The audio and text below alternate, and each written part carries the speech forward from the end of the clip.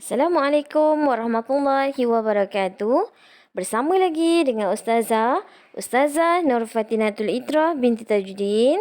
Hari ini Ustazah akan menerangkan pelajaran Sirah Darjah 3. Tajuk kita ialah dakwah secara terbuka. Kita terus kepada Nabi Muhammad berdakwah secara sulit selama 3 tahun. Dalam tempoh tersebut, 40 orang sahaja memeluk Islam. Sebab apa? Sebab masa tu Nabi Muhammad berdakwah secara sulit, iaitu sembunyi. Dan Nabi Muhammad hanya berdakwah kepada keluarga terdekat sahaja. Sebelum ni Ustazah ada terangkan pelajaran sirah kita, iaitu tentang dakwah Nabi Muhammad secara sembunyi. Hari ini Ustazah akan terangkan dakwah secara terbuka Nabi Muhammad SAW. Seterusnya kita pergi kepada selepas itu Allah memerintahkan baginda agar berdakwah secara terbuka. Selepas dapat sokongan daripada ramai kaum kerabat Nabi yang memeluk Islam, Allah menyuruh Nabi Muhammad SAW untuk berdakwah secara terbuka pula. Kita tengok. Ini antara dakwah secara terbuka. Peringkat yang pertama. Kita tengok peringkat yang pertama. 1. Menyampaikan dakwah kepada kaum keluarga terdekat. Ini yang pertama sekali lah.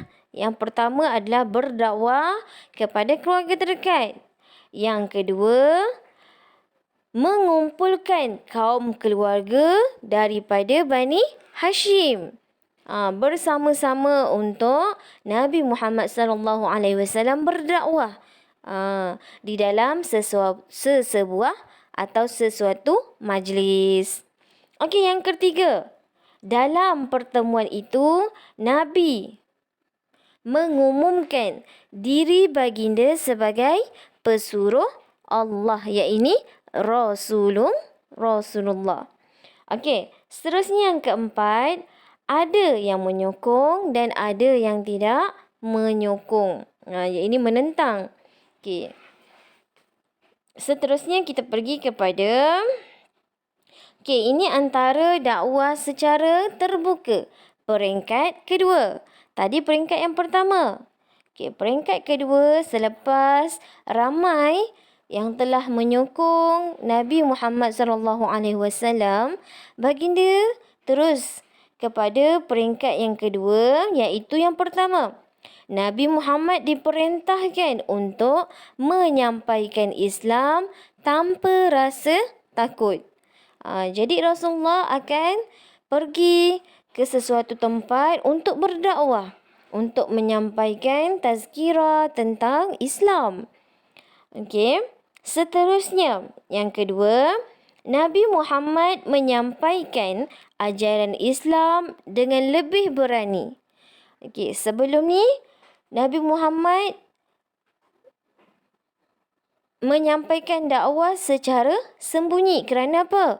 Kerana takut diburu atau disalah anggap daripada orang kafir. Sebab masa zaman Nabi Muhammad ni adalah masa tu memang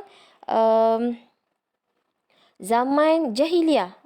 Zaman macam pakcik-pakcik Nabi Muhammad, saudara Nabi Muhammad dan kebanyakan semua kaum-kaum di sekitar bandar Nabi Muhammad itu semuanya adalah kafir.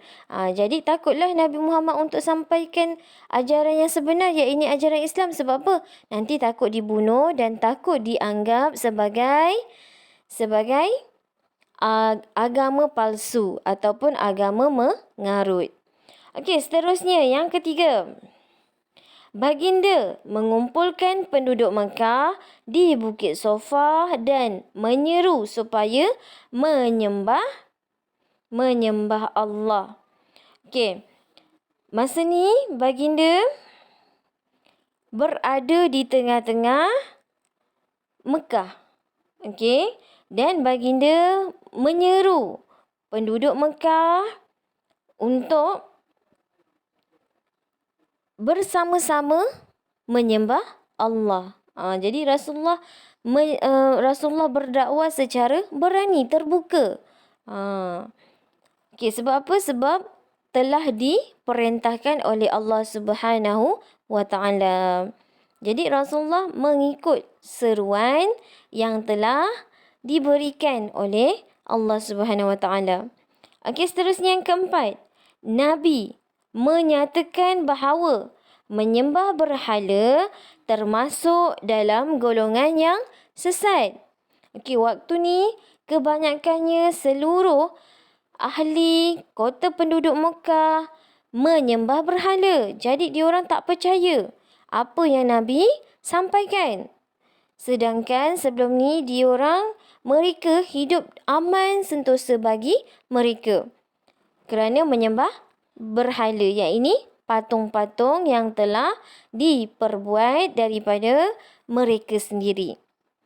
Okey, seterusnya yang kelima, orang kafir Quraisy menentang dan menindas Nabi dan orang Islam.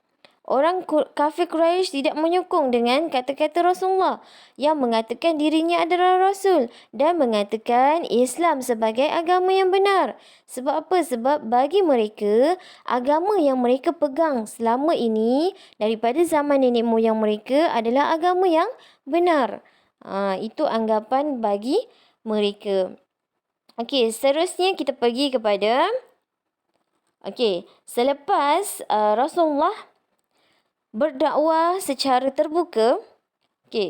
Selepas tu Rasulullah terus dakwah ke Taif. Masa Rasulullah berdakwah ke Taif adalah pada bulan Syawal tahun ke-10 kenabian Rasulullah sallallahu alaihi wasallam. Pergi bersama Zaid bin Harisah. Masa ni Nabi Muhammad SAW pergi berdakwah ke Taif bersama Zaid bin Harisah. Tujuannya adalah untuk mengembangkan Islam di seluruh kota Mekah. Seterusnya, jarak antara perjalanan ke Taif daripada Mekah ke Taif adalah 85 kilometer. Masa tu tak ada lagi kereta, tak ada motor. Masa tu Nabi Muhammad SAW hanya menaiki kenderaan apa masa tu ada? Hanya haiwan. Haiwan seperti unta, keldai. Itu antara haiwan-haiwan tunggangan ataupun yang sentiasa membawa barang-barang ketika di zaman Nabi Muhammad SAW dulu. Seterusnya kita pergi kepada Nabi Muhammad menemui pemimpin Bani Syakif dan menerangkan tentang Islam. Sebelum Rasulullah SAW berdakwah ni di Taif, jadi Rasulullah meminta izin dan menerangkan kepada pemimpin Bani Thaqif tentang Islam. Dan bila pemimpin Bani Thaqif itu membenarkan Rasulullah untuk berdakwah di Taif, jadi Rasulullah teruskan usaha untuk berdakwah agar umat Islam tersebar luas. Seterusnya, mereka menentang dakwah baginda secara keras. Kebanyakannya penduduk-penduduk di Taif adalah yang sangat menentang ajaran yang Nabi bawa, iaitu ajaran Islam. Penduduk Taif menghina dan menzalimi Nabi, dilemparkan batu hingga berdarah buku lali Nabi Muhammad SAW. Sebab apa? Sebab mereka telah hidup dalam keadaan agama yang sentiasa menyembah berhala. Tiba-tiba seorang datang untuk menceritakan agama Islam adalah agama yang terbaik, adalah agama yang sebenar. Jadi mereka tidak percaya dengan dakwah Rasul Nabi Muhammad SAW ni, sebab agama Islam baru sahaja ditubuhkan bagi mereka. Okey, seterusnya, hanya seorang sahaja beriman, iaitu Adas, iaitu hamba yang beragama Nasrani. Hamba ni seorang sahaja yang mengikut dakwah Rasulullah SAW dan menerima dengan baik. Okey, seterusnya kita pergi kepada, ni antara dakwah ke Taif. Nabi tetap bersabar dan tabah dalam apa jua rintangan yang berlaku terhadap Nabi. Sehinggakan Nabi dibaling batu, dibaling najis kepada Nabi. Kerana apa? Kerana mereka tidak percaya dengan ajaran yang Nabi sampaikan. Okey, baginda tidak berdendam. Baginda adalah seorang yang tidak berdendam. Sebab apa? Sebab baginda ni, dia seorang yang sentiasa berfikiran positif.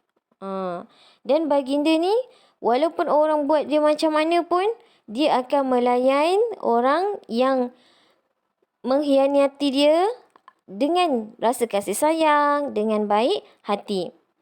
Okey, baginda mendoakan penduduk Taif menjadi orang yang beriman. Nabi Muhammad walaupun telah dihina, telah dibaling, pelbagai sampaikan Nabi Muhammad cedera. Jadi Nabi Muhammad tidak ada rasa dendam. Dan Nabi Muhammad sentiasa berdoa semoga penduduk Taif ni beriman kepada Allah. Okey. Okey, antara sifat Nabi Muhammad semasa berdakwah. Okey, apa antara sifatnya? Yang pertama, amanah. Amanah menjalankan tugas yang diperintahkan oleh Allah Subhanahu wa Ta'ala. Yang kedua, halim. Okey, yang ketiga, bijaksana. Yang keempat, bercakap benar. Yang kelima, pemaaf. Pemaaf dan tiada sifat dengki dan berdendam. Seterusnya, sabar. Sabar dalam apa jua rintangan yang dilakukan, kerana Nabi Muhammad tahu Islam adalah agama yang benar, dan untuk menyampaikan agama yang benar pasti banyak rintangan atau perkara-perkara yang perlu ditempuh sebelum Islam berjaya, sebelum Islam tersebar luas. Okey, yang terakhir sekali, hikmah. Hikmah dakwah secara terbuka. Apa kebaikan dakwah secara terbuka ni? Yang pertama, umat Islam berani menegakkan kebenaran. Islam adalah agama yang benar dan Nabi Muhammad menyampaikan dengan tegas dan dengan bijaksana. Seterusnya, 2. Bilangan umat Islam bertambah ramai setelah Nabi Muhammad SAW berdakwah di setiap kawasan atau setiap tempat. Bila Rasulullah telah berdakwah dan makin ramai yang mempercayai dan memeluk agama Islam. Seterusnya yang ketiga, umat Islam bebas menyampaikan ajaran Islam. Umat Islam bebas menyampaikan ajaran Islam. Tiada rasa ragu-ragu, tiada rasa takut untuk menyebarkan agama Islam. Seterusnya, yang keempat, agama Islam tersebar luas di seluruh dunia. Sehinggalah kita sekarang ni agama Islam tersebar luas. Okey, dan yang terakhir, yang kelima, keimanan umat Islam bertambah mantap. Bertambah mantap. Sebab apa? Sebab kita ni umat Islam bersatu hati. Jangan ada bersangka buruk pada seagama dengan kita, kawan kita. Kena sentiasa tolong-menolong sesama umat Islam, mengeratkan silaturahim antara kita. Okey, itu saja penerangan Ustazah pada hari ini berkaitan dakwah secara terbuka.